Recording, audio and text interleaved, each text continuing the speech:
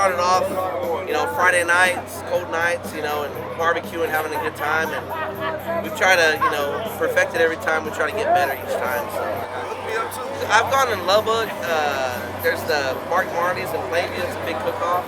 We've done those. And, yeah, we've done local ones around here and stuff like that.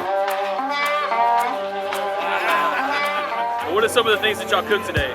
Jalapeno poppers, chicken, ribs, and brisket.